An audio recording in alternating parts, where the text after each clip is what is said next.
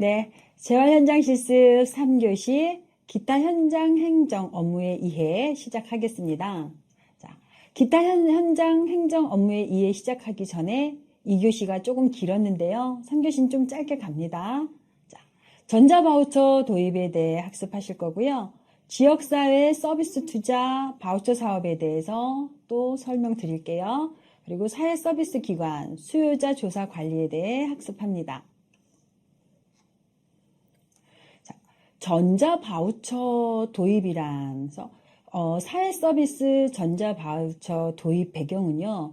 그러니까 바우처라는 말은 일종의 이제 선물권, 상품권이다라는 이야기가 되는데요.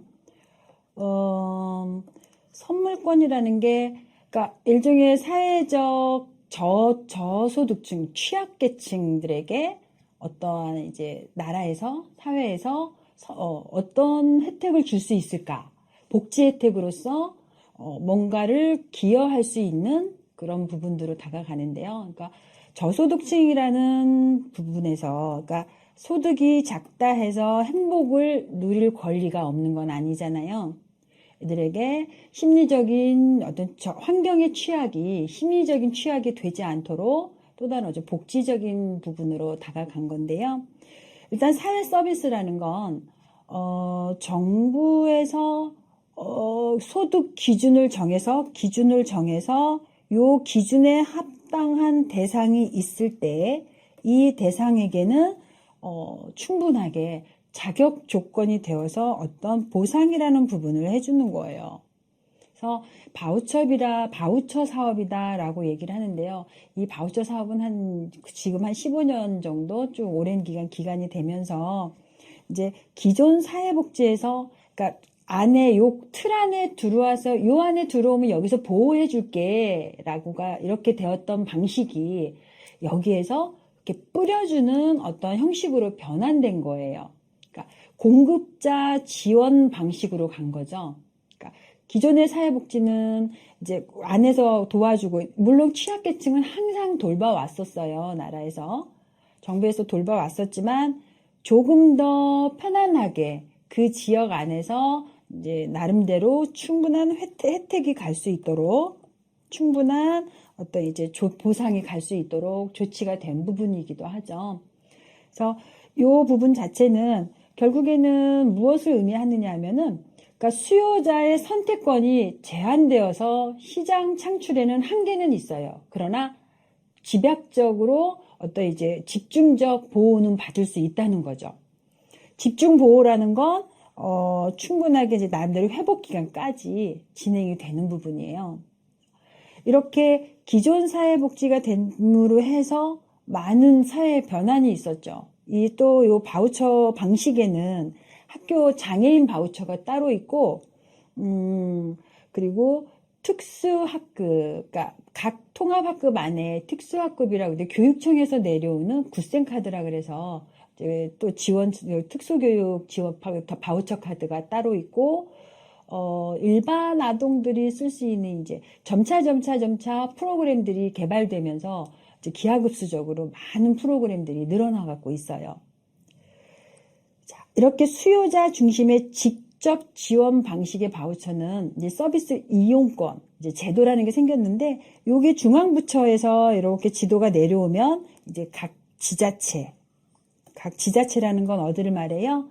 이제 각 군시청에서 진행이 되고 그 지자체 안에서는 각 또 동별로 이렇게 내려가서 그 지자체 안에 있는 작은 이렇게 이제 시군구에 이제 지역으로 내려가는 거죠. 그래서 주민들이 관찰하에서 보호하에서 어떤 이제 보호망으로 넘어가는 그런 이제 수도권 중심의 지원 방식으로 가는 게 요 바우처 사업이다라고 이야기를 할 수가 있어요.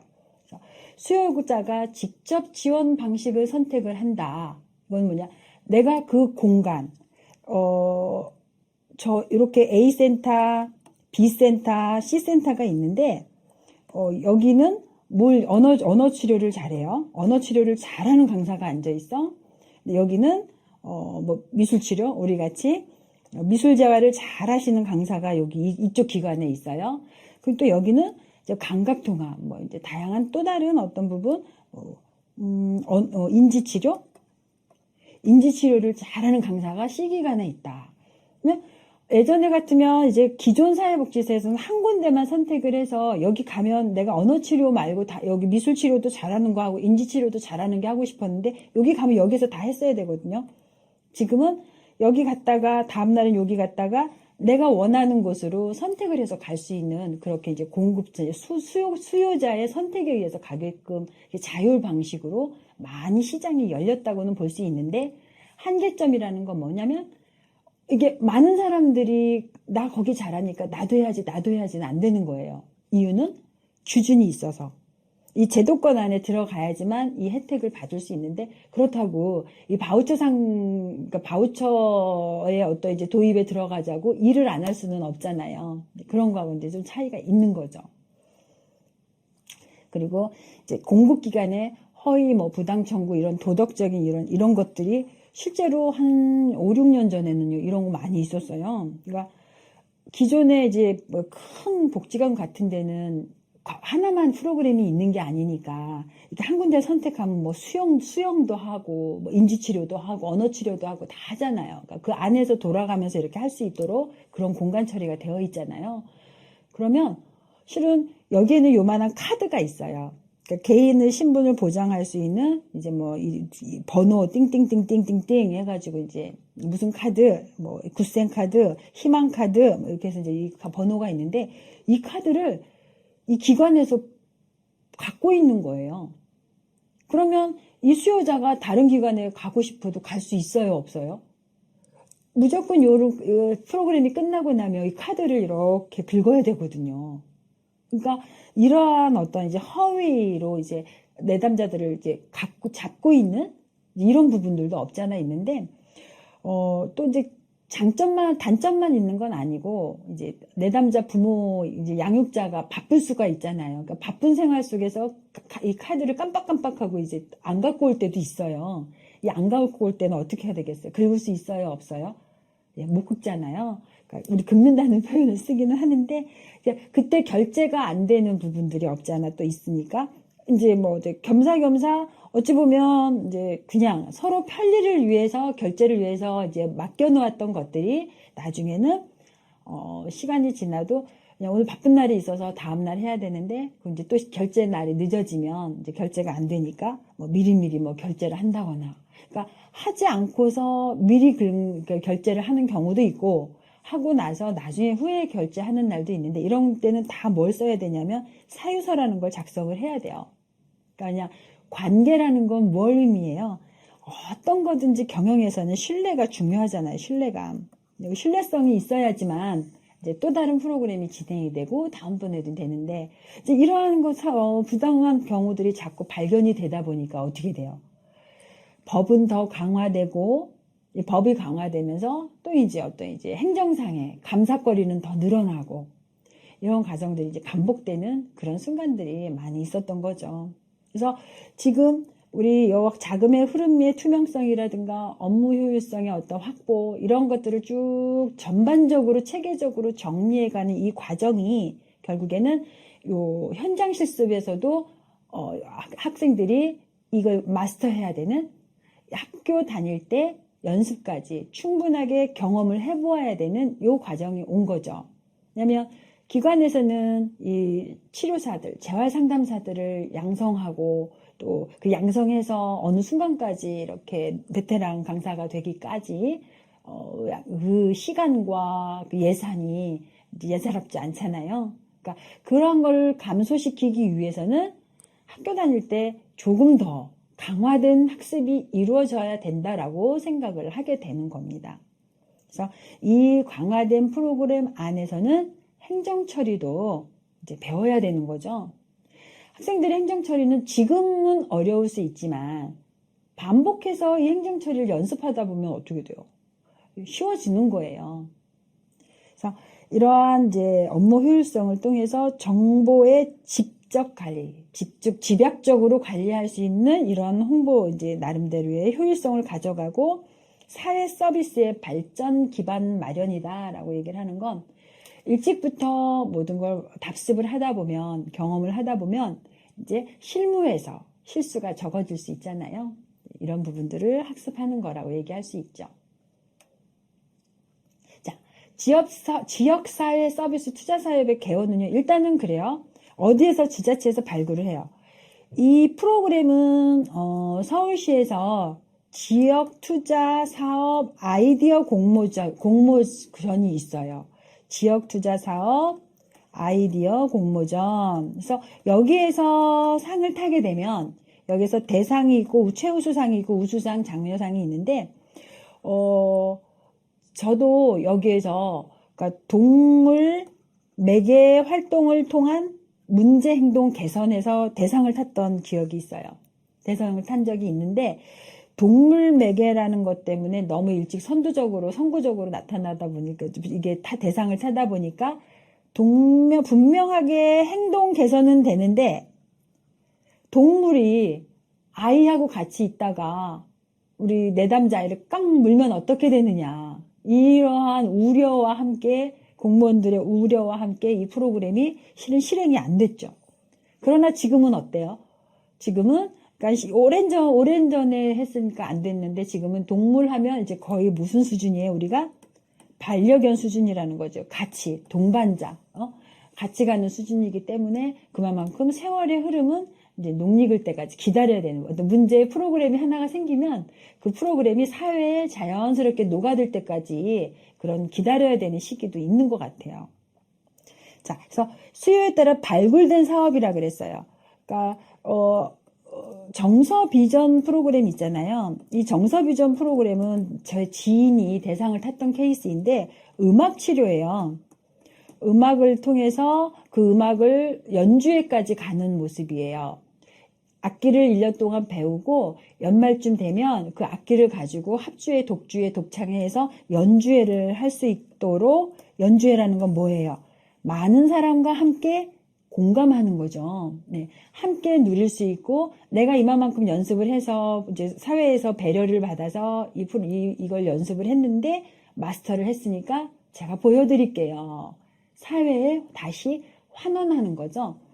그렇듯이 이렇게 발굴된 사업들은 이렇게 바우처 방식으로 이제 계속 지원이 돼요. 전국으로 점점 확산이 되는 거죠. 이 사업을 할 때도 그냥 어떤 이제 센터가 있어서 이 프로그램 진행하세요 하고 내려지는 게 아니고요. 이 기관에서 지자체에다가 어떠한 프로그램을 저도 할게요 하고 신청서를 내야지 되는 거예요. 그래서 그 신청서를 내면 기관에서 어떻게 해요? 지자체에서 기관으로 실사라는 게 나가요. 자, 1시간당 한 명당 3.3평의 자리가 필요하고 그 자리가 10.4평이면 허가가 나면서 이 10.4평 안에서 시간당 3명 정도까지는 계속 롤플레잉으로 돌 수 있는 그런 자리가 되어야 되는 거죠. 그런 검사를 하기 위해서 실행을 하기 위해서는 실사를 받고 그 실사 받는 데 있어서 각 프로그램마다 또 치료사 재활사는 다르게 된다는 거죠. 우리 미술심리재활사는 정서비전에도 되고 아동심리지원에도 다 포함이 되고 뭐 영유아 프로그램부터 이제 프로그램이 다양하게 미술심리재활은 많이 들어가는데 처음에 이 정서비전에는요 미술심리는 받지 않았어요. 여기는 오로지 음악치료만 가능했었어요.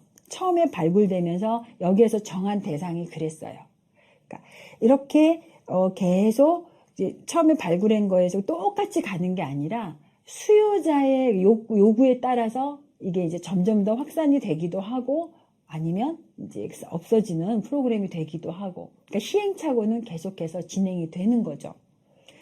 지역사회 서비스 확충 및 일자리 창출 도모이다. 맞습니다. 학생들이 이 학습을 정확하게 마스터하고 학위를 이수하면 이 부분은 시간당 얼마라는 바우처 강사로서의 일자리를 확충을 해요. 미술재활사만 그러는 건 아니죠. 뭐 산림치유사, 또 뭐 다양하게 청소년 상담사 이런 부분들이 국가 자격을 이수해서 이수한 이걸로 어느 기관에 가서 그걸로 정당하게 나라의 녹을 먹는 이런 과정으로 가는 게 일자리 창출인 거잖아요. 프리랜서로 일을 해도 되지만 그렇게 어느 기관으로 취업할 수 있는 자리들이 이제 붙박이로 남는다는 거죠. 그래서 이 서비스 대상은요, 일단은 좀 소득 기준이 이렇게 120% 이하로 해서 나누어져야 되는 건데, 가족이 3명이냐 4명이냐에 또 따라 또 달라져요. 그러니까 4명이서 120%는 아무래도 이게 소득 기준이 달라지는 거겠죠. 만 65세 이상 노인한테는 조금 달라요. 이거는 장애인 대상 사업이나 아동 청소년 심리 지원 여기는 소득분이 몇이라고요? 140%의 이하를 원칙으로 해요. 그러니까 아동 청소년이나 장애나 노인은 어때요? 취약계층에서도 훨씬 더 낮죠. 그래서 이제 140%까지니까 차상위 계층이라고 해요. 120%까지 저소득층이면 130, 140은 차상위 계층이다 그래가지고 이제 저소득층 위의 단급이지만 여기까지 확산이 된 거예요. 그래서 요 소득 기준을 같이 보면 이제 2018년 기준 이제 중위 등록인 소득인데요. 일단 우리 가족이 1인이다. 그러면 일마만큼 167만 2천 원, 1672만 원인데 1년치 소득이 될 수도 있어요. 그리고 2인일 때는 2800 이상, 3인일 때는, 4인일 때는 이게 뭘로 가느냐. 그러니까 의료보험 있잖아요. 의료보험 산정가하고도 많이 이제 이게 매치가 돼요. 그러니까 내 기준을 알려면 또 여기에 따라서 그것도 있죠. 하고들 국가장학. 국가장학도 좀 이 소득 분율에 의해서 나눠지잖아요. 그러니까, 어찌 보면 이 민주국가에서는 그러니까 내가 돈을 조금 번다 해서 무조건 가난하게만 사는 게 아니라 또 이런 혜택들이 나라에서 보장을 해주는 게 이제 사회보장제도가 아닌가라는 생각을 하고 있는 거죠. 그래서 이러한 대상 적격 판정은 해야 되는 거예요. 어디에서? 자, 서비스 기용, 이거는 1년이에요, 1년. 일단 12월 이내를 원칙으로 하고요. 그리고 이제 이 프로그램을, 서비스를 받고 1년 동안 좋으면 또 1년을 더 연장할 수 있는 그 유예는 줘요. 그래서 2년까지는 가능한 거죠. 시도에서 지역주민 서비스 수요 예산을 반영을 하기도 하고, 그러니까 예를 들어 정서 바우처 사업을 하는 데 있어서 시에 구에 7천만 원의 예산이 1년치로 남았다. 그러면 이 구에 이 예산 기관이 한 10개 정도 있다. 이 10개의 기관이 요 7천만 원 가지고 예산을 쓰는 거예요. 그러니까 내가 하고 있는 아동 대상을 요 7천만 원이 다 소진될 때까지 계속 프로그램을 진행할 수 있는 거죠. 근데 이 예산이 다 소요가 되고 나면 다시, 그리고 이제 뭐 미지급분이 생긴다. 그러면 이제 다시 중앙부처로 올라가서 이제 다시 소구를 해요. 소급 신청성을 하면 거기에서도 예산이 있으면 소급 신청상 기간을 다시 내려주기도 하고. 그러니까 여기 행정 안에서 다양성이라기보다는 더 꼼꼼하게 챙겨야 되고, 없어서 못하는 게 아니라 없으면 더 확산시켜서 여기저기에다가 이제 그 공문서를 올리죠. 그 공문서를 올려서 진행할 수 있도록 충분히 혜택을 받을 수 있도록 행정에서 처리를 해줘야 돼요. 그래서 그리고 이제 1년이 지나고 나면 그냥 연장 신청을 하는 게 아니라 다시 소견서라는 게 있거든요. 이 소견서 안에서 이제 조금 더 연장 치유가 필요합니다라는 치료사, 이때 임상심리사 내지는 이제 그 소장, 이제 그 안에 있는 센터 안에 있는 이제 전문가 등이 소견서를 내어도 어느 정도 이거는 이제 진행이 돼요. 네. 지역사회 서비스는요, 맞춤형 서비스 제공 사업이다라고 얘기를 할 수 있는데요. 일단은 지방자치단체의 지역적 특성에 따라서 보건복지부에서 하고 있는 그 사업들이 모든 지자체에서 전부 다 진행하고 있는 건 아니에요. 왜냐면 이 지자체에서도 우리 이 사업만 할게요. 그러니까 막 30개의 프로그램이 있다. 그럼 이 30개의 프로그램을 다 갖고 오려면 각 프로그램마다 지자체에서 담당 기관들이 하나씩 있어야 되잖아요. 그러면 기존에 있는 지자체의 업무도 많은데 이 사업들을 하나씩 더 한다고 하면 또 여기에 대한 업무까지 과부하가 걸리잖아요. 그러니까 그렇게 하지는 않고요. 그러니까 지자체에서도 그러니까 우리 구에서 지금 진행하고 있는 바우처 사업이 무엇인가 조사를 할 필요는 있어요. 만약에 센터를 하려고 한다면. 그래서 그 지역적 특성에 의해서 내가 프로그램이 이런 프로그램이 있구나 라고 해서 나 이거 해야지 라고 선택을 하고 거기에 맞는 기준이 또 다 달라요. 예를 들면 장애 바우처, 희망 바우처를 하려고 하면은요, 적어도 실평수가 30평 이상 돼야 돼요. 왜냐면 장애 바우처를 하려면 감각통합실이라는 운동기구도 갖다 놓아야 되고, 또 휠체어가 다닐 수 있는 공간이 되어야 되고, 이런 어떤 이제 기준들이 까다로워요. 그리고 잘 안 내줘요. 신설 허가를 잘 안 내줘요. 왜냐면 그만큼 어렵다는 거죠. 근데 이제 나는 장애 쪽은 하지 않을게. 그냥 일반 아동 심리지원학과, 그러니까 이제 인지치료, 뭐 미술치료, 뭐 음악치료, 또 뭐 이 정도만 나는 할게. 라고 얘기를 하면 이제 10.4평부터 진행이 되는 거고. 그래서 이런 프로그램, 어떤 프로그램을 할까에 따라서 자신의 어떤 이제 그 공간의 평수도 달라지겠죠. 그렇게 하고 또 그런 다음에는 이제 공간이 정해졌으면 거기 안에서 상담실을 꾸미고 꾸며진 상담실 안에서 이제 서류도 만들어야 돼요. 그러니까 서류를 하는데 이제 뭐 표준 근로계약서, 또 계약서, 또 내담자 아동의 숫자 시간에 따라서 뭐 4대 보험도 들어야 되고 세션이, 그러니까 프로그램이 많지 않으면 4대 보험까지는 아니고, 이제 그 산업보험인가? 요거까지만 들어도 되는 것 같아요. 그래서 이 국민의 수요에 맞는 서비스 발굴을 이제 기획하는 거예요. 이 기획은 이제 서류가 제출이 되었고, 이제 그 어느 부서에서 이제 담당을 하는가, 각 구마다 또 담당 부서가 같지 않아요. 다 틀려요. 그래서 그 안에서 실사가 나와지죠. 실사를 나오면 그 실사 나오는 데서 이제 사회 서비스 이제 신청 기간, 이제 제공 기관 해갖고 그 제공 기간 편말을 주면 그 제공 기간 편말을 반드시 이제 문 앞에 정문에 이제 그 현관에 이제 걸어놓고 내담자들이 왔을 때 여기 사회정보 서비스 기관이네라고 인지할 수 있도록 반드시 이제 오픈시켜 놓아야 되는 그런 부분도 있고요. 그래서 이용자 본인이 원하는 서비스와 서비스 제공 기관을 선택할 수 있다예요. 그래서 요 선택된 기관은 이제 바우처의 형태로 제공을 하는데 이게 카드 기계 단말기가 사회보장원에서 쓰는 단말기와 일반에서 쓰는 BC카드, 뭐 국민카드 이 단말기하고 틀려요. 그러니까 잘 모르면 그 단말기를 구입해 놓고 이제 사회보장원 카드를 막 이렇게 이제 결제를 하는 거예요. 당연히 안 결제되겠죠. 그래서 사회보장원 단말기는 사회보장원에서 따로 구입을 해야 해요.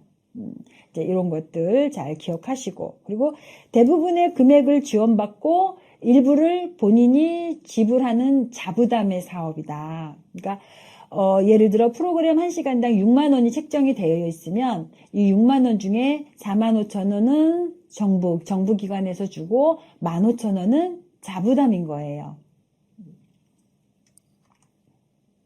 자, 지역사회 서비스 이제 이 발달 프로그램들이 아주 많이 있는데요. 일반적으로 진행하는 요 프로그램들이 영유아 프로그램, 그리고 아동 청소년 정서 발달 지원 프로그램, 또 아동 심리 지원 프로그램 이렇게 여러 가지가 있는데 우리 미술재활사, 음악재활 상담사 등 다양한 프로그램을 할 수 있는 부분들이 이제 장애도 가능하고 일반 아동들, 정서 부적응 아동들도 가능한 프로그램이기도 해요. 그래서 영유아 발달 지원 프로그램들은 일단 6살 학령기 이전의 아동들, 유아동들, 그 아동들로 중지하는 건데요. 일단 딱 진단을 받지 않아도 어떤 뭐 자폐 진단, 지적장애 진단 뭐 이렇게 이제 받지 않아도 이때는 이제 소견서만으로 발달 지연이 우려됨 해도 영유아 지원은 받을 수 있어요. 단 영유아와 또 이제 같이 장애 바우처와 같이 중복 지원은 안 돼요.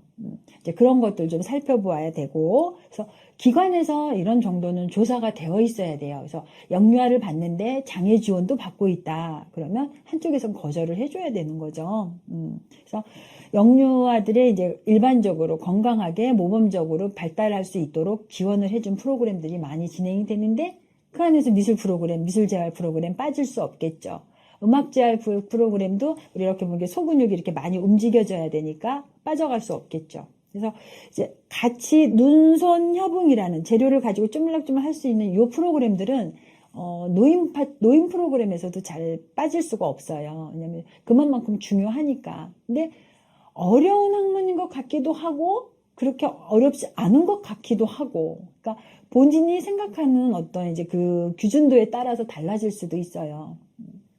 그리고 아동 청소년 정서 발달 지원 서비스는요, 일단은 이 아동들은 가족의 해체, 또 어떤 이제 처음부터 문제가 있었다기보다 이제 중도에서 어떤 이제 문제, 어떤 사건들로 인해서 뭐 외상후 스트레스, 뭐 외상후 트라우마, 그러니까 외부에서 어떤 이제 뭐 예를 들면 왕따를 당했어요. 왕따를 당했는데 또 다른 친구를 사귀려고 하는데 왕따 당한 기억 때문에 그 친구들과 원만한 대인관계를 못 가져요. 그럼 이건 문제가 생긴 거죠. 이때 지원을 받을 수 있는 거죠. 그래서 이렇게 먼저 이런 경우들을 이렇게 대근육, 영유아에게는 대근육이나 이런 소근육, 언어 발달 이런 것들로 간다면 아동 정서 발달 서비스에서도 마찬가지로 감각 운동에 기초한 인지, 정서, 사회성 발달들을 지원하는 거죠. 자, 이 지역사회 서비스는요, 이렇게 다 이제 받아들이는 것만, 내가 수용하는 것만 하는 건 아니에요. 반드시 검증 과정도 있어요. 이때 오면 진짜 피곤해요. 이 감사 다가오면 그동안에 이제 강사들 썼던 일지도 한번 또 날짜 빠진 게 없나 다 확인해야 되고요. 또 이제 확인하는 과정에서 이 과정이 뭐냐, 사회정보원에 일단 프로그램을 입력을 해야 해요. 거기 안에 기관 안에 입력을 하고 그 입력하는 거에 안에서 맞추어서 뭐를 해야 돼요? 일지와 계획서와 맞는지 그 또 확인도 들어가 줘야 되고요. 바우처 카드 결제한 날짜와 일지 날짜와 동일해야 돼요. 결제는 10일 날 했는데 일지가 10일 날 없고 15일 날 있어요. 이거는 뭐예요? 감사해서 100% 걸리는 거죠. 그러니까 이제 이런 과정들이 있으면 안 되니까 조금 더 꼼꼼하게 진행을 해야 되는 부분도 있는 거예요. 그래서 이 과정에서도 보면 영역 분류 보면 장애 활동 보조, 장애 이동 지원도 있고 활동 보조라고 하죠. 뭐 돌봄 서비스, 뭐 주거 서비스. 주거 서비스는 이제 생활 체험홈이라 그래가지고 같이 이제 함께 동거하면서 지내는 부분들도 있어요. 그래서 장애 돌봄 서비스는 재활 서비스로 분류되지 않아요. 그냥 그 자체 내에서 활동 보조는 따로의 결제가 돼요.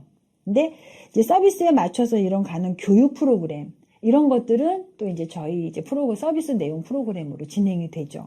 그러니까 그 안에 들어가면 정말 사회부석으로 굉장히 많은데 이러한 것들은 뭐 다 숙지하면 얼마나 좋겠어요. 못하면 못하는 대로 이렇게 천천히 알아가면 됩니다. 이 수요 실태 조사도 우리 그 지역에서는 이제 아동 돌봄이 보육 포함해서 어느 정도 수조가 있는가. 이제 여기는 방과후도 있고 베이비시터도 있고요. 그래서 아동 대상 교육 기능과 돌봄 기능이 혼재된 서비스이긴 한데 조금 다르게 진행은 되고 있어요. 보육 기능은 포함되어 있지만 교육하고 이런 공교육, 사교육에서는 제외되는 것들이 분명하게 있거든요. 그래서 장애아동 특수교육은 공교육하고 같이 이제 맞물려 있어요. 그래서 개별학습반이 따로 있어요, 학교에는. 성인들도 뭐 다양한 프로그램들이 있고요. 그래서 여기에서 이루어지는 일들은 어떻게 된다고요? 보안이 철저하게 이루어져야 되는 부분이 있어요. 그래서 보안각서 작성하게 해서 관리를 중요성으로 공유하고요. 규칙들. 그래서 전자 형태의 리스트 파일로 다 결제가 된다는 거. 절대 수기로 결제가 되는 게 아니라서 훨씬 꼼꼼하고 여차하면 하나 혼돈이 되면 거기서부터 혼선이 오기 시작해서 이제 프로그램 파일이 꼬이기 시작하는 거죠. 그래서 아주 피곤한 일이긴 한데, 그런 이제 점점 섬세해져요. 그래서 이제 리스트 파일 같은 경우도 이제 성감을 이제 보여주고 나면 반드시 파기하고 전자 파일 안에만 보관하는 걸로 이렇게 진행을 합니다.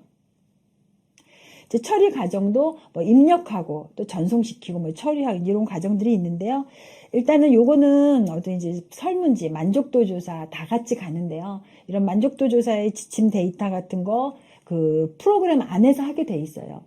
그 전자 시스템 바우처 안에서 그런 만족도 조사랑 다 진행하게 되어 있어요. 자, 이거 소견서거든요. 이 소견서를 보면 이 소견서에 이름 쓰고 이렇게 딱 검사 도구 뭐, 그리고 지금 이 전문가가 썼을 때 이 친구한테는 어떤 행동이 뭐 눈소녀붕이 안 돼서 대인관계가 어렵다 등등으로 소견서를 쓰고, 여기 이제 기관, 이 기관이 사회보장원에 등록이 되어 있는 기관이냐 아니냐에 따라서 이제 달라지는 거니까 반드시 등록된 기관이 이걸 쓰게 되어 있는 거겠죠. 자, 이렇게 요약본이 있는 건데 여기까지 우리 학우들이 알고 있으면 좋겠습니다. 자, 기타 현장 행정 업무의 이해 수업을 여기서 마치겠습니다.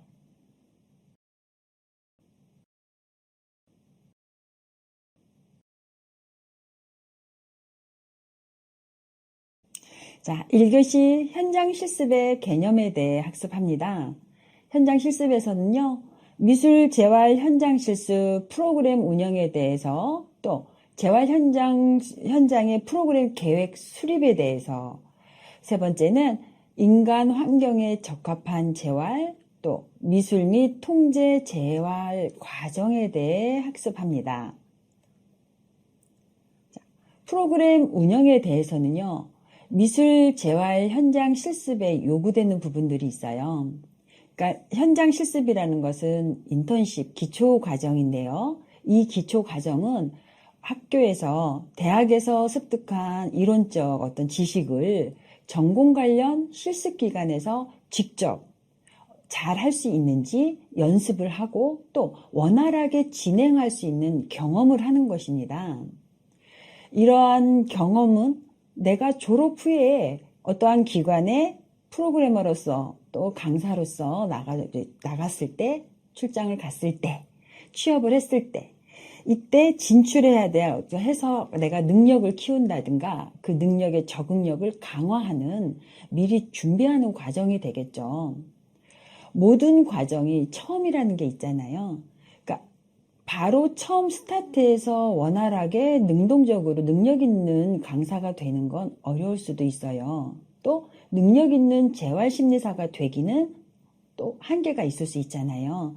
그러한 과정을 이 현장 실습 교과목을 통해서 미리 연습을 하고 경험을 가짐으로 해서 취업에 바로 취업 전선에 가셨을 때 자신의 능력을 자기 효능감을 발휘하기 위한 학습인 거죠.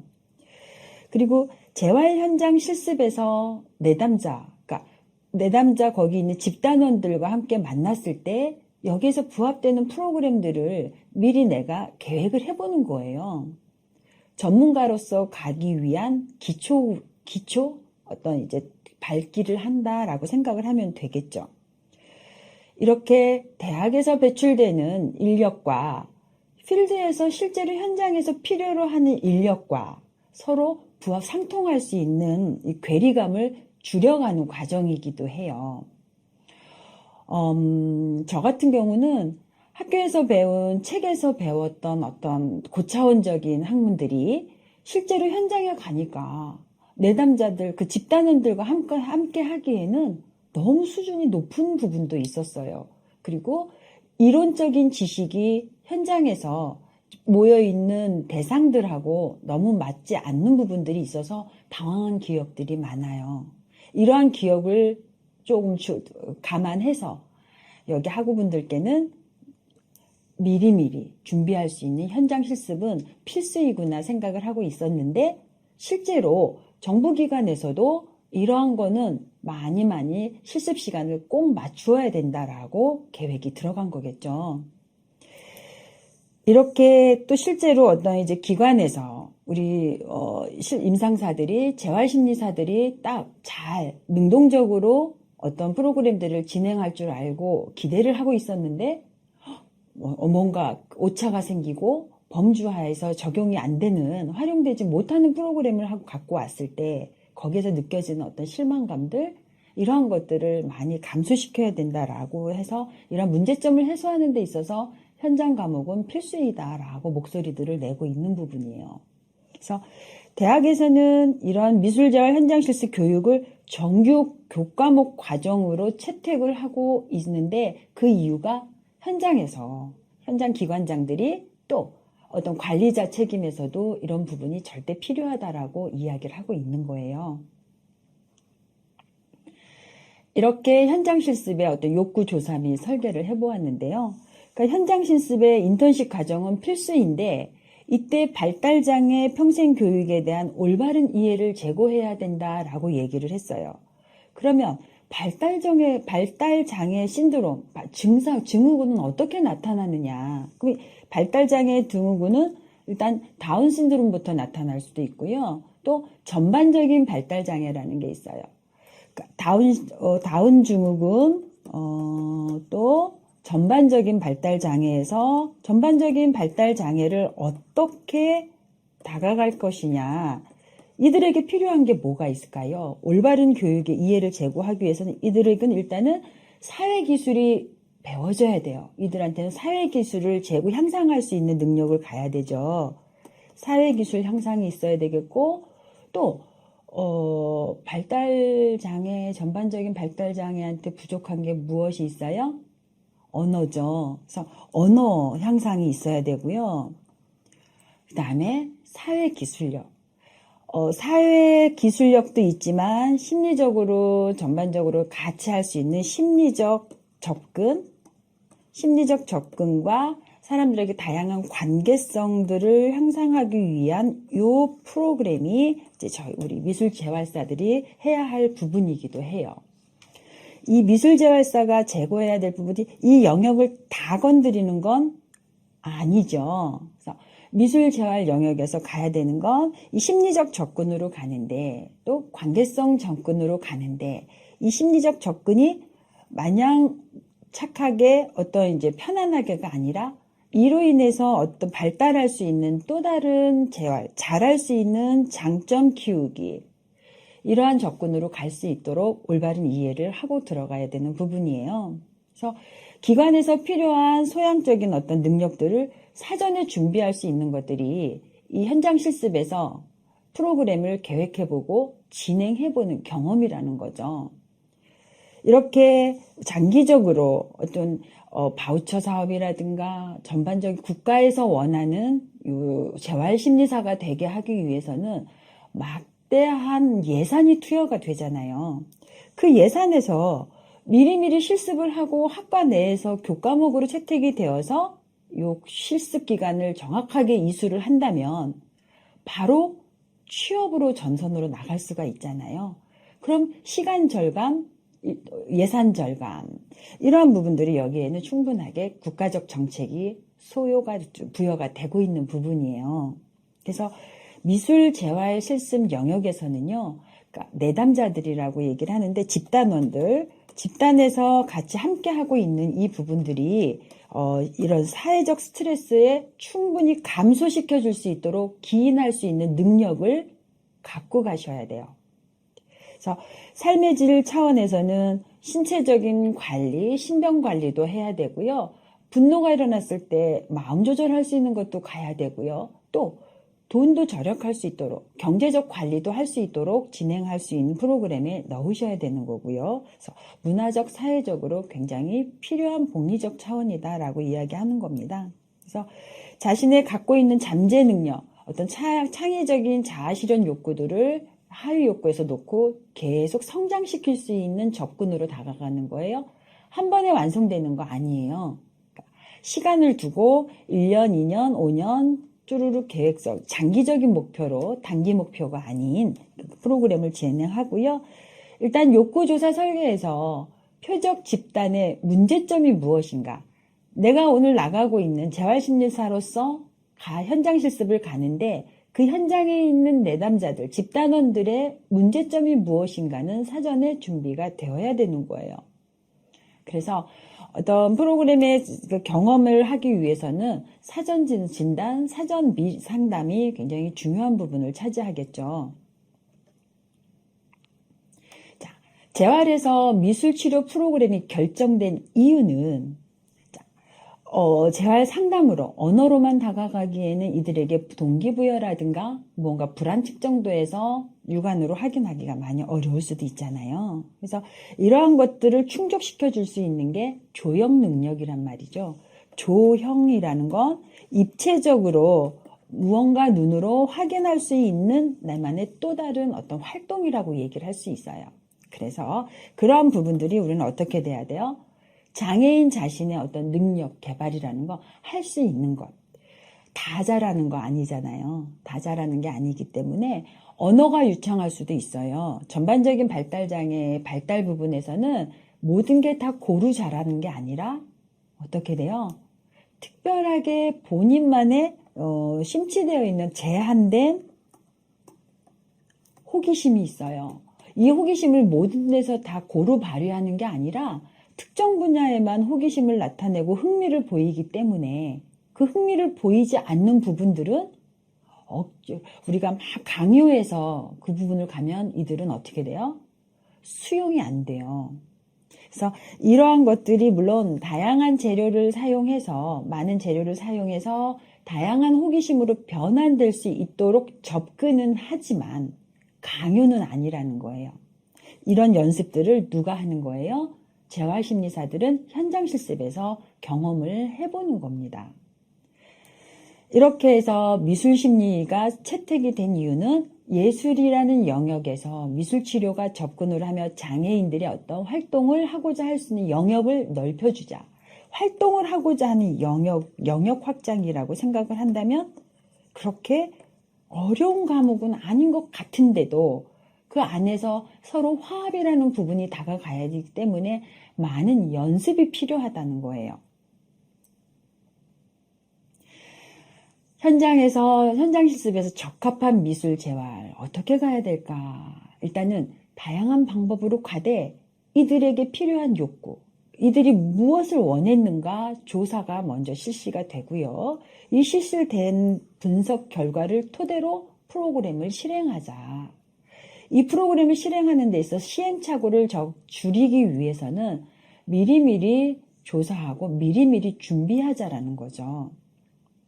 그래서 이렇게 요즘에는 다시 최근에 많은 학자들로 미술치료가 다시 높이 평가되고 있는 이유가 그 누구나 부담감 없이 심리적인 억압 없이 접근할 수 있기 때문이에요. 미술재활 학습이 이렇게 복지정책과 어떤 조직의 목적 달성을 위해서 지원이 되고요. 실제로 그러니까 수행할 수 있을 때 체계적으로 다가갈 수 있는 조직적인 활동 체계인데요. 이유는 의사소통이라는 거예요. 무엇을 통해서? 재활심리사와 내담자가 소통하기 이전의 가운데 매체라는 걸 통해서 이미 50%는 소통이 되고 있고 공동의 목표, 같이 함께 볼 수 있는, 할 수 있는 목적이 있다라는 거죠. 이렇게 같이 응용 행동이 투입된다라는 것은 무엇을 말하는 거예요? 필수 과목이라는 거예요. 그래서 임상을 통합시킬 수 있는 계획. 그러니까 이 미술치료라는 과목 미술 재활사로 해서 어떤 기능적인 것만 활동을 가는 게 아니라 이를 통해서 피드백을 나누고 이 피드백 속에서 이 상대방의 기능, 어떤 장점이 있는지를 찾아주면서 미래를 계획해 줄 수 있는, 그래서 이러한 것들이 바로 누구하고 같이 의논이 돼야 되느냐 하면은 기관의 전문대에 앉아 있는 슈퍼바이저와 같이 의논하며 그 슈퍼바이저의 감독하에 우리 실습생들이 잘 하고 있나, 지금 내가 하는 부분들이 내담자애들에게 어떤 긍정적인 역할을 줄 수 있는지 이러한 것들을 바로바로 점검을 받으면서 이제 엄격한 수행을 하고 있는 거다라고 생각을 할 수도 있는 거죠. 그래서 환경이라는 것도 굉장히 중요할 수 있는데요. 일단 어느 기관에 갔을 때는 개인 대 환경 간이라는 적합성이라는 게 부여가 돼야 돼요. 개인 대 환경이라는 건 뭐예요? 개인의 욕구도 있지만 같이 함께 할 수 있는 어떤 이제 포부, 또 사회의 요구, 그리고 기회의 포착이라는 것들이 같이 함께 이렇게 맞물려야 된다라는 거예요. 그래서 지금 예를 들면 한 5명의 내담자들이 앉아 있는데 이 집단원들 중에 한 명이 굉장히 머리도 아프고 컨디션이 안 좋아요. 그러면 이 컨디션이 안 좋은 내담자가 다른 4명한테 영향을 줄 수 있어요, 없어요? 네.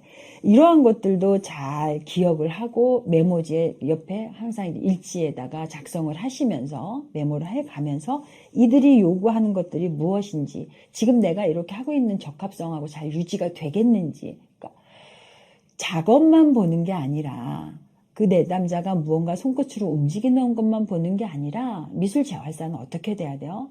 전반적인 흐름을 봐야 되잖아요. 그러니까 할 일이 많은 거예요.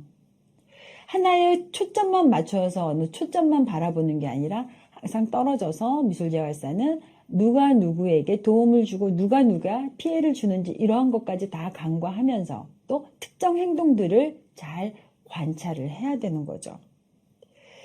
이렇게 특정한 행동들을 같이 관찰하면서 프로그램을 진행하는 재활사는 이렇게 물리적인 부분들. 자, 지금 이분들이 여기 안에서 필요한 공간에서 같이 함께 할 수 있는가도 보셔야 되고요. 또 환경. 이 사람들의 같이 수준들이 이 프로그램을 같이 움직일 수 있는 분들이 모여 있는가 이런 것도 보시면서 그러니까 이 구성된 어떤 집이 적합한가. 그리고 이분들이 또 계단을 오를 수 없으면 우리는 어떻게 해야 돼요? 장애라는 불편함을 갖고 있기 때문에 거기에 합리화할 수 있도록 적합성은 만들어 주어야 되는 거죠. 그래서 이렇게 서로가 신체적인 환경 적합성도 여기에 중요하기 때문에 파악을 하셔야 되고요. 그러니까 몸이 많이 신체적 장애가 있는데 움직이고 싶어 한다, 안 어서 간다, 이런 게 아니잖아요. 그럼 거기에 필요한 도구들도 어느 정도 기초적으로 안전장치라고 얘기할 수 있어요. 이러한 안전장치 되는 준비가 되어 있는지 우리는 확인을 하는 거예요. 재활사는. 없다면 슈퍼바이저에게 어떻게 해야겠어요? 근데 남자가 움직이고 싶어 했고 좀 자유롭게 화장실을 다녀오고 싶었다. 그때 요때 요 안전장치로서 휠체어가 필요했는데 없었다. 이제 이런 피드백들을 서로 논의하시는 거죠. 그래서 어떤 환경에 적합한 재활에서요, 역할 수행과 기회를 바라볼 수 있다면요, 일단은 미술 재활은 어떤 기능적인 것들을 가되 예술적인 부분으로 가면서 자신의 어떤 정서적인 부분들을 향상시킬 수 있는 스킬 습득으로 가는 거예요. 지금 여기서 하는 이 작업의 스킬이 나의 어떤 경제적인 도구로 꼭 넘어간다라기보다는 나의 마음을 안정시키고 또 다른 생각을 불러올 수 있도록 촉구를 해주는 부분이라는 거죠.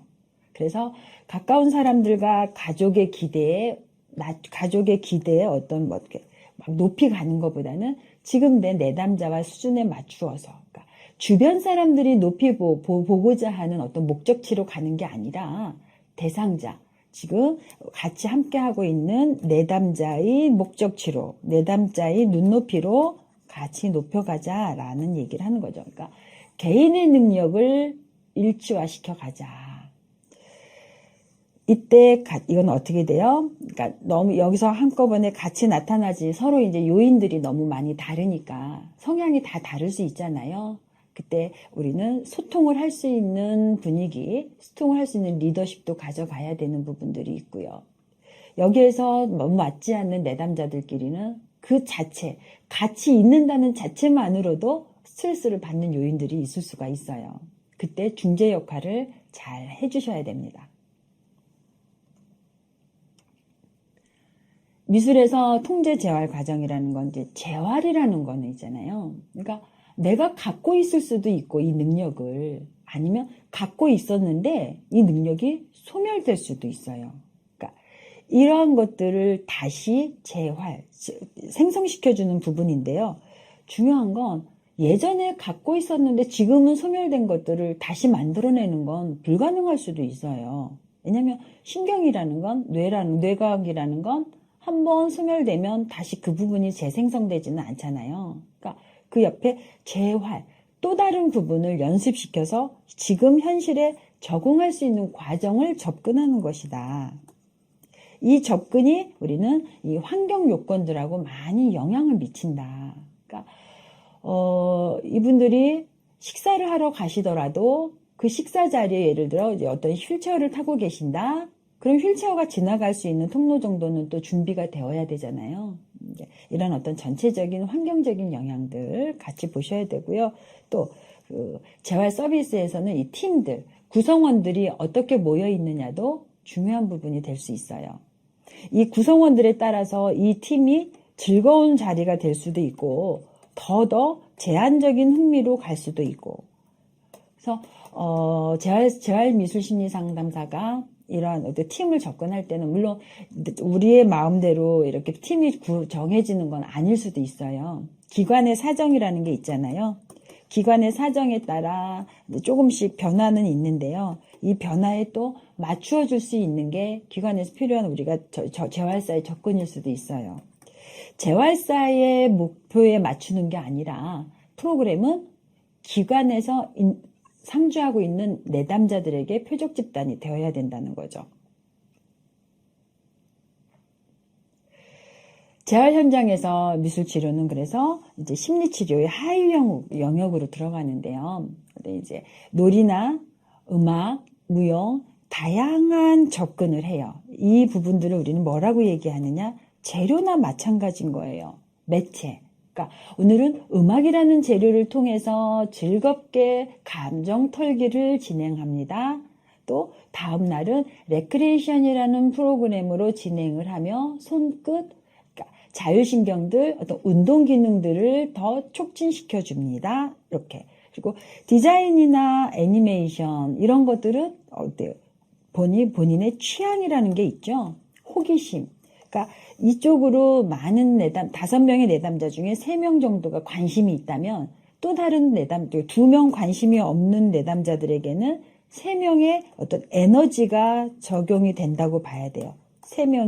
이 취향이 3명이 디자인, 애니메이션에 대한 어떤 호기심, 욕구를 갖고 있다면 이 둘은 이분들을 보면서 우리 뭐가 일어나야 돼요? 전이가 되어야 된다는 거죠. 그래서 역동이 일어날 수 있도록, 동기부여가 될 수 있도록 그 프로그램을 재미나게. 그러니까 애니메이션 프로그램을 한다고 생각하면 꼭 손으로 그리는 것만 있는 건 아니잖아요. 애니메이션 영화를, 동영상을 잠시 시청을 하고 이 시청 속에서 서로 느끼는 부분, 그리고 그려볼 수 있으면 표현을 해보기도 하고, 이렇게 접근의 다양성은 그 집단에 맞추어서 들어가야 된다는 거죠. 그래서 매개체로 어떤 치료자의 입장을 치료로서의 입장을 중요시하지만 또 그 안에서 그러니까 서로가 양자가 통합되는 목적으로 대상에 따라서 이 입장은 서로가 달라질 수도 있어요. 조형의 목적이라는 건 뭐예요? 내가 하고자 하는 어떤 표현 능력, 그러니까 오물락거릴 건지, 가위로 자를 건지, 가위로 잘라서 그 다음에 접합은 무엇으로 할 건지, 중간에 뭐 버팀목을 댄다든가, 뭐 테이프 등을 사용한다든가, 그들이 필요한 재료들이 있거든요. 이 필요한 재료들로 어떻게 해요? 다음 단계를 진행할 수 있는 승화작용을 진행하고, 그거를 통해서 무엇을 한다? 나도 할 수 있어. 나도 무언가가 성장할 수 있는 자신의 어떤 이제 자신감, 자기 나름대로의 이해와 수용이 같이 일어나는 부분이라고 볼 수 있어요. 그래서 언어의 규칙이 필요 없고 공간 속에서 함께 할 수 있는 개인의 경험을 이해해 주어야 되는 거. 이 내담자 많이 즐거워했어. 우리 미술 재활 상담사가 보았을 때, 관찰해 보았을 때, 관찰이라는 부분은 다음 프로그램을 계획할 수 있는 기회가 되는 거잖아요. 관찰을 하지 않고 다음 프로그램을 볼 수는 없을 거예요. 그럼 재활사 마음대로 주관적인 프로그램이 되잖아요. 그러니까 현장에서 중시 여겨야 될 경험은 내담자들을 많이 보시고 거기 수준의 욕구에 맞는 프로그램이 계획되어야 되는 거예요. 그래서 이렇게 미술 매개체를 통해서 창작 활동을 통해 치료에 간다, 치유에 간다, 테라피, 보완해 간다, 트리트먼트 해 간다라는 거죠. 이렇게 미술치료의 접근은요, 그러니까 마음을 움직이게 하는 것이기 때문에 정신역동적 접근일 수도 있다. 또 서로 상대방들하고 같이 상대와 상대가 어떻게 소통이라는 걸 해야 되고 이해라는 걸 해야 되잖아요. 그러니까 인간중심적 접근일 수도 있다. 그리고 손끝으로 예쁘게, 근사하게, 기왕이면 다홍치마라는 부분으로 해서 남들에게 우와, 나도 그렇게 만들어보고 싶은데, 나도 그렇게 표현하고 싶은데 라는 동기부여를 줄 수 있는 부분으로 다가갈 수 있는 행동인지. 인지라는 건 뭐예요? 그 누가 봐도 예뻐야 된다는 거죠. 그 누가 봐도 만들어보고 싶게끔 진행해야 되는 거잖아요. 그래서 이러한 것들이 같이 진행하는 거고요. 또 정신분석 게슈탈트. 나 지금 여기서는요. 항상 즐거워요. Here and now. 그래? 내가 몰랐던 걸 알아가는 과정. 야, 내 옆에 앉아있는 이 친구는 예전에는 나한테 까칠하게 대했는데 오늘 보니까 까칠한 게 나한테만 하는 게 아니고 그때만 그랬었나 봐. 또 다른 부분에 이해를 들어갈 수 있으니까 무의식의 의식과 내가 몰랐던 부분들을 알아가는 과정인 거잖아요. 그래서 이렇게 실존주의 철학으로서 어떤 이제 선호하는 지금 이 시간에 실행을 해보고 존재감을 느껴갈 수 있는 미술 매체의 자유성들, 이런 자유로움들을 부여해 줄 수 있는, 기회 제공을 해줄 수 있는 미술 재활 현장이 돼야 된다라는 거죠. 자, 1교시 현장 실습의 개념에서는 미술 치료가 왜 결정되었는가, 이러한 부분들을 같이 학습을 하셨습니다. 1교시 여기서 마치겠습니다.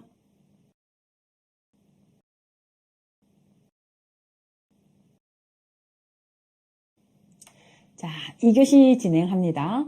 2교시에서는요, 사례 및 슈퍼비전 윤리 규정에 대해 학습하는데요. 그러니까 사례 연구에서는 이제 발달장애라는 어떻게 진단이 되는가도 볼 것이고요. 또 자폐 스펙트럼 장애에 대한 사례인데요. 이 장애에 대한 사례하고 상에는 이제 프로그램을 여기에 넣을 거예요. 미술치료 프로그램을. 그리고 여기에 대해서 기관에 있는 슈퍼비전은 어떻게 받는 것인가, 슈퍼비전은 왜 받아야 되는가 정확하게 정의하고요. 통합예술치료 미술심리상담사 윤리규정이라는 거 좀 만들어 보았어요. 그러니까 어느 협회건 규정은 그 기관 안에 규정이 있어요. 근데 우리 한국 OCU 통합예술치료 미술심리상담사 윤리규정에 대해서 만들어서 같이 학습하는 시간입니다. 네, 사례 연구에서는 자폐 스펙트럼 장애라는 진단은 어떻게 내려지는가? 일단은 복합적인 발달 장애를 포괄적으로 이루는 용어를 우리는 자폐 스펙트럼 장애라고 얘기를 해요.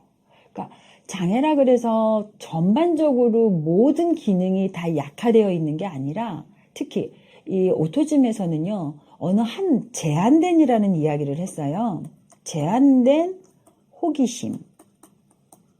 호기심은 많은데 언어적 발달이 지연이 되고 있다. 또 나름대로 모든 기능은 다 유능한데 원활한데 상호작용이 안 되는 사회소통 기관이 사회적인 소통, 사회성들이 발달 지연이 되고 있다.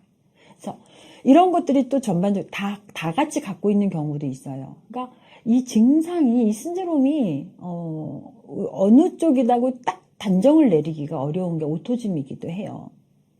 그래서 이렇게 광범위한 단어라고도 얘기도 할 수가 있는데요. 일단은 단순하게 우리가 발달장애를 자폐 스펙트럼을 자폐라는 단어도 쓰는데 이 자폐 안에서도요. 또 고기능이라는 거. 그러니까 한쪽으로 지나치게 뛰어나서 아주 과학자보다도 더 과학자 같은 자폐 친구도 있어요. 이런 경우는 우리가 뭐라고 부르냐? 아스퍼거 증후군이라고 부르는데요. 이 아스퍼거 증후군은 일종의 좀 긍정적으로 얘기하면 어느 한쪽으로 천재적인 기질을 갖고 있다고 봐도 돼요. 그러니까 제가 알고 있는 발달장애 친구는 초등학교 2학년 때요. 구구단을 19단까지 외웠던 발달장애 아동이 있었어요. 근데 초등학교 2학년이면 9살이잖아요. 그리고 9살에 구구단을 다 외웠는데 그것도 19단까지. 이 부분이 더 발달이 돼야 되잖아요. 근데 더 발전이 되어서 어떤 융통성을 보여주지 않고 그 한계점에서 머무르는 거 있죠. 머물러서 초등학교 4학년이 되고 중학교 청소년이 되고 하다 보는데 더 발전이 안 되고 거기에서 발달이 안 되고 그 정도에서 머무르면서 이제 어떤 퇴행을 하는 모습, 이런 모습들을 볼 수가 있었거든요.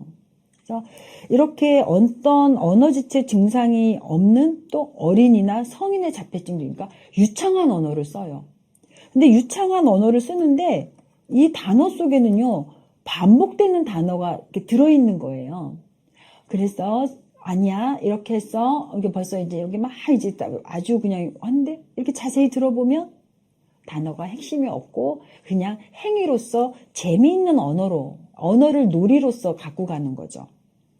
그래서 미국 정신과 학회에서는요, 일단 거기서 발간한 정신 DSM-4라는 곳에서 이 통계 매뉴얼을 했는데 자폐 스펙트럼 장애다라고 하는 진단 기준을 만들어냈어요.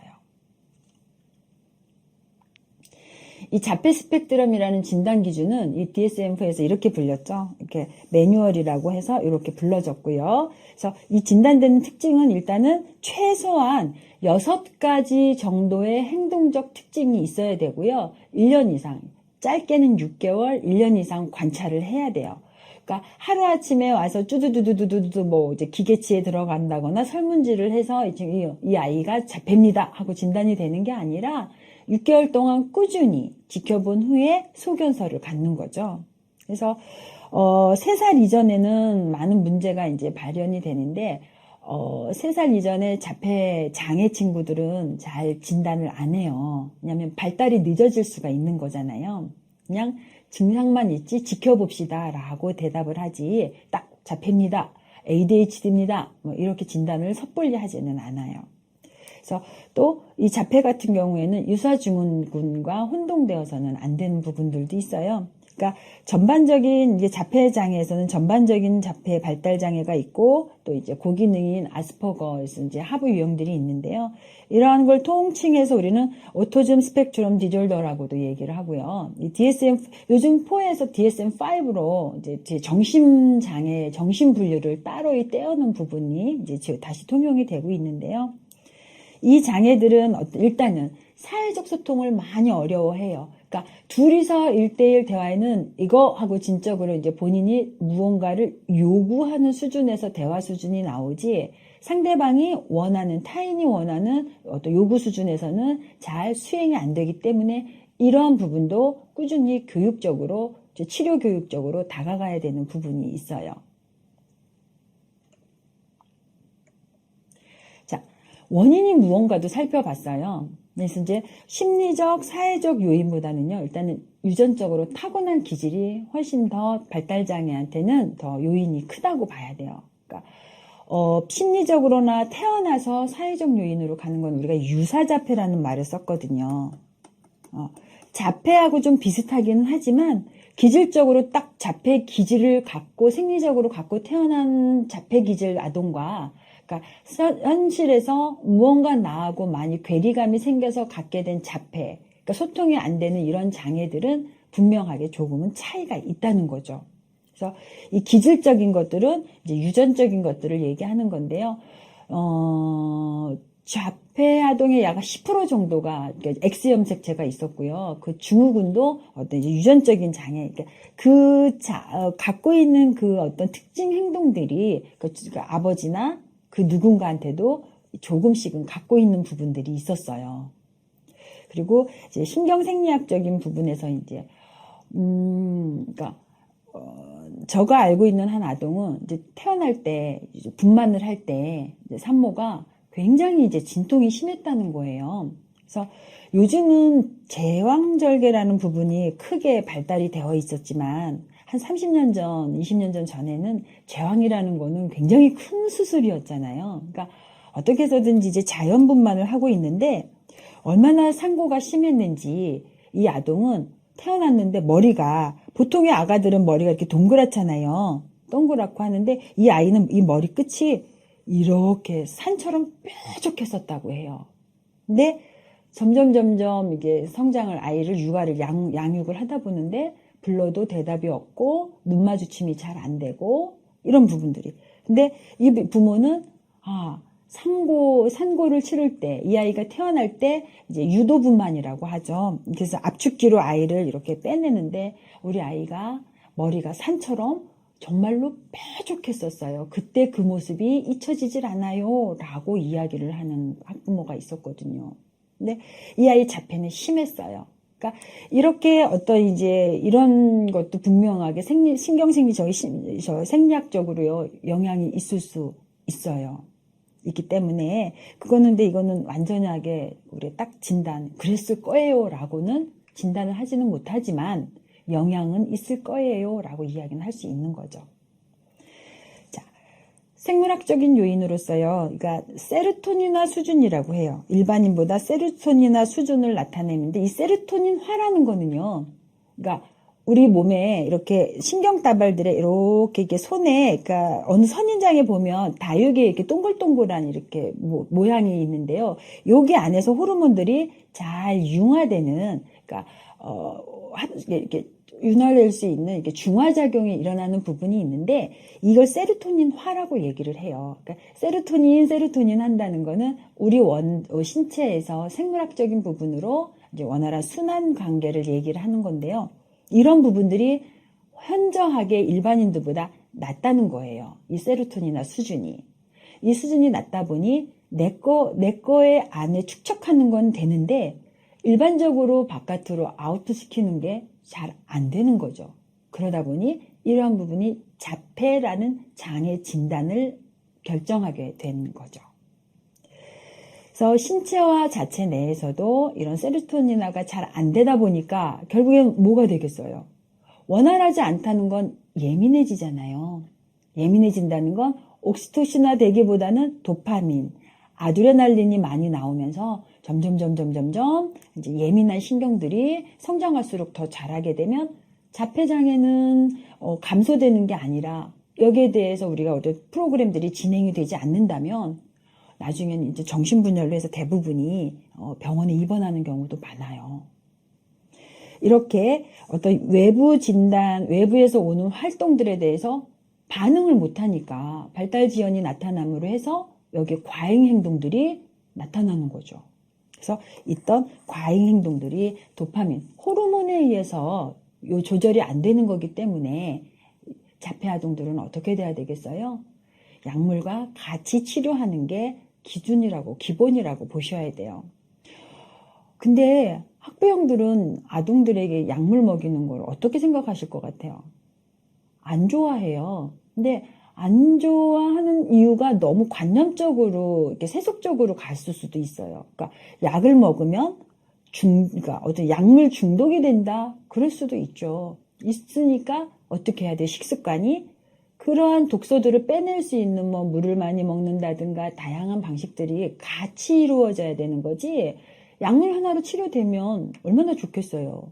그렇지는 않아요. 그래서 온 가족이 같이 화합을 해야 되고 또 치료사와 교사와 병원과 이 같이 트라이앵글 논의는 반드시 필요한 부분이죠.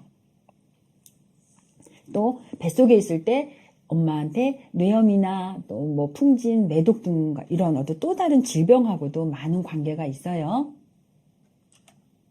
자, 이 아동들을 어떻게 치료할까요?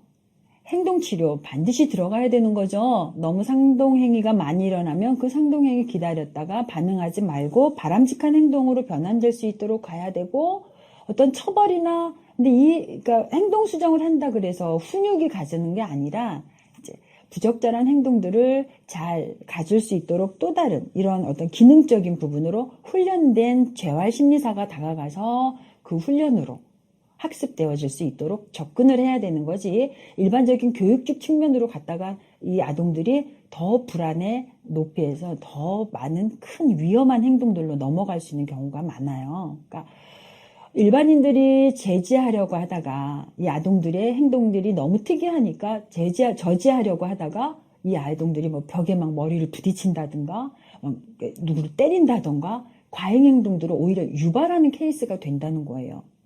이래서 발달장애 재활 심리사나 재활 상담사들은 특별히 더 훈련이 되어야 되는 거예요. 그래서 정신역동 치료라는 건 언어적 기술로 같이 상상적인 활동으로 넘어갈 수 있는 어떤 기법들을 준용하는 거고요. 약물치료 자폐증은 자폐증을 치료하는 게 아니라 지금 이 상황들을 어떻게 해요? 흥분된 감정이라든가 공격적 감정들을, 행동들을 조금 이렇게 눌러주는 역할만 하는 거지 그 약물이 이 자폐를 없애준다거나 그러지는 못해요. 이렇게 어떤 치료 기술을 치료사만 아동들에게 치료를 하는 게 아니라 실은 발달장애 부모는 치료사가 되어야 해요. 왜냐하면 저녁에는 부모들이 아이들을 만나야 되잖아요. 그럼 치료사가 하는 이 모습들이 집에서도 일괄적으로 진행이 되어야 돼요. 그래야지만 우리 아동이 내가 이 행동은 잘 배운 거야. 이 행동을 했을 때 집에서도 소통이 되고 외부에서도 소통이 되고 치료사와도 소통이 되고 그러니까 일괄적인 모습만이 우리 자폐 발달장애 아동들을 치유할 수 있다는 거죠. 자, 사회적 상호작용에 관심이 없는 10대 소년에게 이제 미술치료를 해보려고 해요. 10대 소년이니까 그러니까 전혀 우리 관계에서 눈도 안 마주치고요. 그러니까 누구 불러도 듣고는 있는데 허공 쳐다보고 대답해요. 이 친구는. 네 하면서. 이런 친구들이 대부분이에요. 이런 친구들을 어떻게 해야 되느냐. 자, 그렇지만 이 친구의 어떤 가족 환경이라든가 이런 어떤 또 발달력들, 어릴 때부터 쭉 자라난 어떤 특정 행동이 있거든요. 그 행동이 반드시 조사가 되어야 돼요. 그 행동이 조사가 된 후에 이 행동이 지금 현재 초기 진단을 받았다 해서 그 진단이 계속 가는 게 아니라 그러니까 초등학교 때 받았던 진단이 청소년, 중학교로 갔을 땐 또다시 3, 4년 후에 지금 계속 재진단을 받아야 되는 거죠. 어떤 행동이 더 성장을 했고 어떤 행동이 더 강화가 됐고 이런 부분들을 우리는 계속 이제 프로세스지에 진단지에 작성이 되어야 되는 부분이니까요. 자, 이 아동은 이 10대 소년의 아동은 일단 융통성이 없고 너무너무 고집이 세요. 본인이 하고자 하는 게 만약에 그 일이 안 이루어지면 막 떼를 쓰거나 이제 막 난폭 행동들이 일어나는 거죠. 그리고 늘 비슷한 행동. 그러니까 뭐 예를 들면은 아침에 만나면 아침밥 뭐 먹었어요? 점심밥 뭐 먹었어요가 돼야 되잖아요. 좀 변해야 되잖아요. 근데 만날 때마다 아침밥 뭐 먹었어요? 이 똑같은 말을 하는데 이 아동이 왜 그 이야기를 반복해서 물어보는지는 저도 몰라요. 근데 그 아동은 항상 그러니까 같은 말로 오늘 몇 시에 집에 누구 있어요? 그러니까 집에 누구 있으면 내일도 집에 누구, 열흘 있다가도 집에 누구 똑같은 질문만 반복한다는 거예요. 근데 여기에 반응 안 해주잖아요. 반응 안 해주면요 목소리 흥분도가 달라져요. 집에 누구, 또 집에 누구 이렇게 그러니까 그 자신의 대답에 안 해준다라는 걸 나름대로 목소리 톤에서 감정을 느낄 수 있는 거죠. 그런 것까지 치료사들은 같이 가고요. 그래서 이러한 이상 행동에서 이제 무언가 분노 조절을 못해서 나중에는 한번 그런 일도 있었던 것 같아요. 그러니까 이 같이 있던 공간에서 감정 소통이 안 되니까 이제 길 지나가다가 이렇게 신호등에 이제 차들이 이렇게 준비되어서 이제 정차되었던 거예요. 근데 이유 없이 그 옆에 세워져 있는 차를 날쌔게 날아가서 발로 막 차서 이제 그 부모가 소환되고 이제 졸지에 이제 어떤 상황들이 이상한 상황들이 일어나는 그러니까 발달장애한테 약물 복용이 안 되면 그러니까 돌발 행동들이 많이 나타나요. 그러니까 충동성이 조절이 안 된다는 거죠. 그러니까 이러한 것들은 꾸준한 교육으로만 가라앉힐 수가 있어요. 그래서 이 아이들을 관찰해 보니까 일단 말씀드린 대로 임신할 때 이제 근데 태어날 때 어떤 출산 과정을 거쳤는가. 근데 이 아동은 이제 전반적으로 그냥 보편적으로 태어났다. 그래서 유아기는 특별하게 뭐 별로 말썽 없이 조용했고 너무너무 순한 아이였다. 자, 여기서 하나 캐치할 거 있죠. 너무너무 순하다거나 또 너무 우리가 이제 조절하지 못할 정도로 과잉 행동이 나타나는 거, 순함. 두 개 다 문제가 있는 거라고 보시면 돼요. 그러니까 문제가 아니면 서로 우리가 좋은 거고, 보험 들었다 생각하면 좋은 거고, 문제가 있을 거라고 생각을 하고 미리 한번 점검 진단을 받아보아야 된다라는 거죠. 그러니까 대부분의 이 발달장애 같은 경우에는 무엇이 문제냐면 늦게 오는 거예요. 그러니까 4살 이전에 우리의 신경다발은 3살이면 완성이 되잖아요. 신경다발이 3살이면 완성이 되기 전에 이제 언어적인 능력이라기보다는 자, 눈손 협응에서 무언가 따라올 수 있는 이제 행동 측정이라든가 또 나름대로 그 시기에 운동 감각 통합이라든가 이런 거를 통해서 뇌 발달을 조금은 그러니까 어떤 장애를 줄일 수는 있다는 거예요.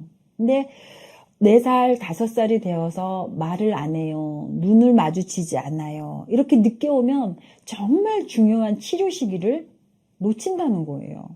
그래서 최대한 빨리, 그러니까 벌써 그러니까 아이가 누구야 하고 불렀는데 대답이 없고 무반응이다. 이거는 반드시 점검해야 되는 케이스예요.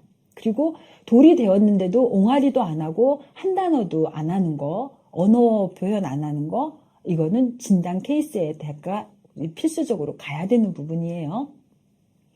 자, 그리고 엄마하고 주로 이제 많이 사회적 접촉을 하는데 이제 그때 먹는 거 조금 성장이 되었을 때는요.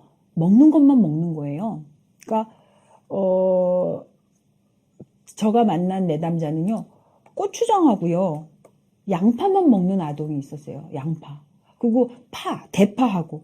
이 대파 먹는데 시장 같은 데 가잖아요. 그럼 대파 뚝 따가지고 그냥 그 자리에서 막 먹고 그래요. 근데 이제 왜냐면 너무나 아이가 많이 성장했기 때문에.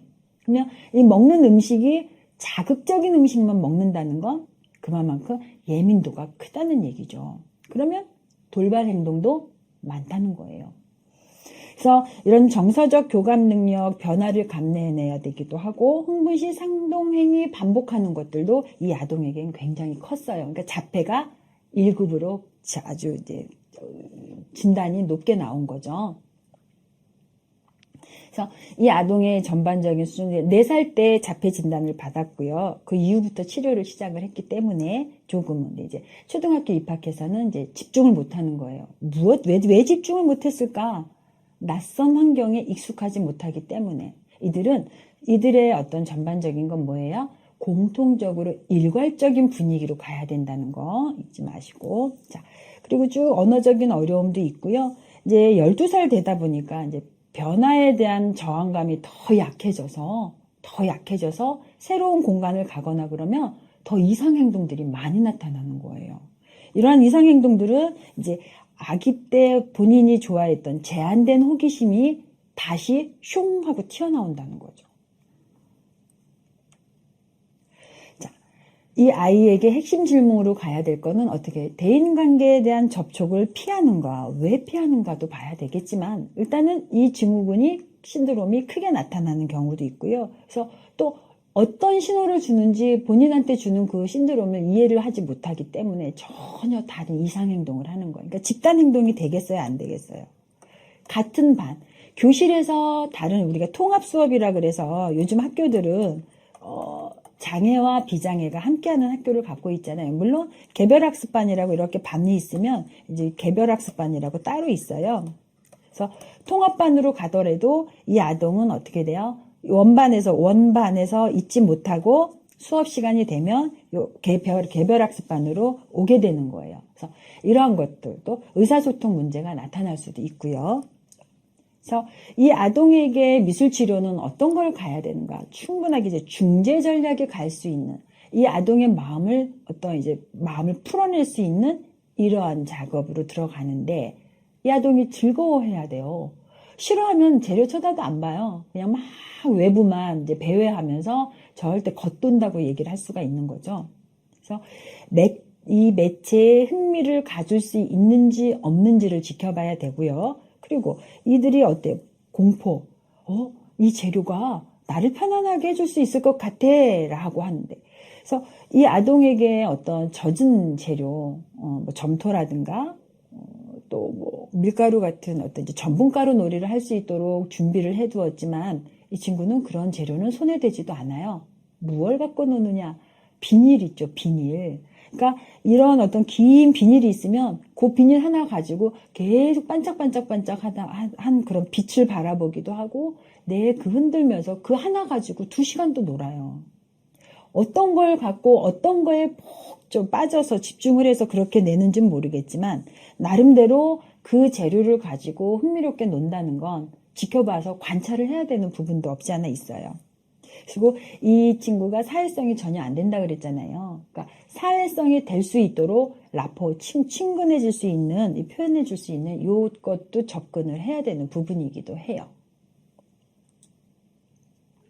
자, 이 내담자에게 초기 상담에서 우리가 초기 단계에서는 이렇게 했는데 데칼코마니 같은 재료들을 이용해요. 데칼코마니 뭐예요? 물감 쭉 짜고 간단하게 도화지 반 딱 접어서 이렇게 문지르고 쫙 펼치면 어떤 형태가 나오죠.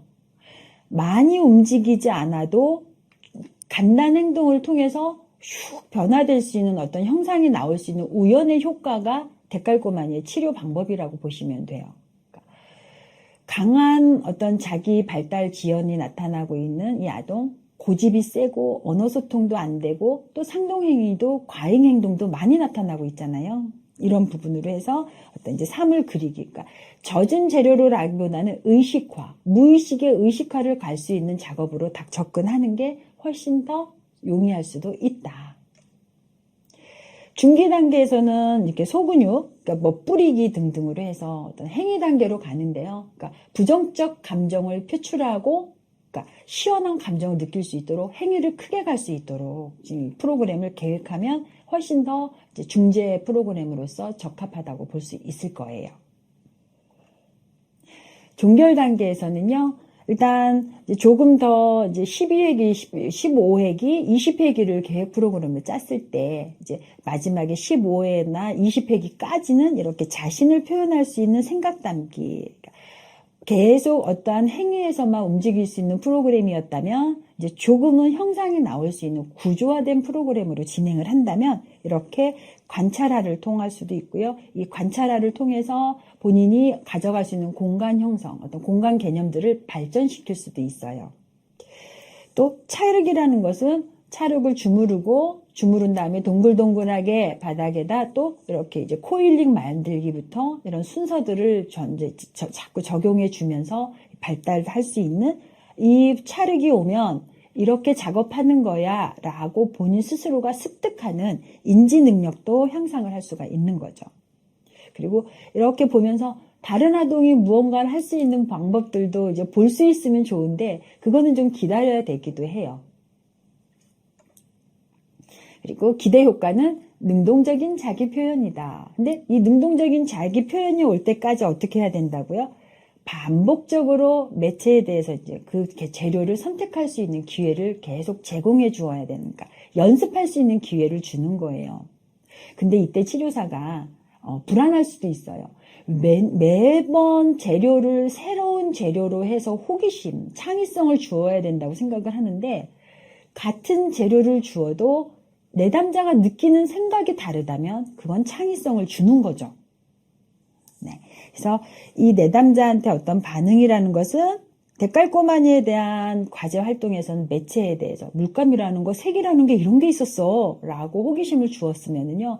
그리고 이제 주도적으로 혼자서 수행할 수 있는 간단 순서가 중요했고요. 또 우리 치료사와 같이 관심과 지시가 있을 때까지 활동이 점점 증가하는. 그러니까 재료만 준비해주면 세 번째, 네 번째부터는 물감 쭉 짜고 도화지 탁 접고 문지르고 이걸 말로 소통하는 게 아니라 눈으로 하죠. 이 하는 과정에서 치료사 눈을 봐요. 그건 뭐냐? 나 이거 해도 되는 거야? 라고 이해할 수 있죠. 물론 저의 상상일 수도 있어요.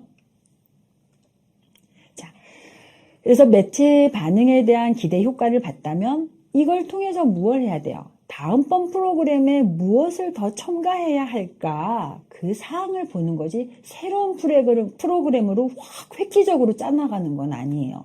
자, 같은 재료를 반복해서 주고 그 위 재료에 또 하나를 선택할 수 있는 어떤 주의력 향상.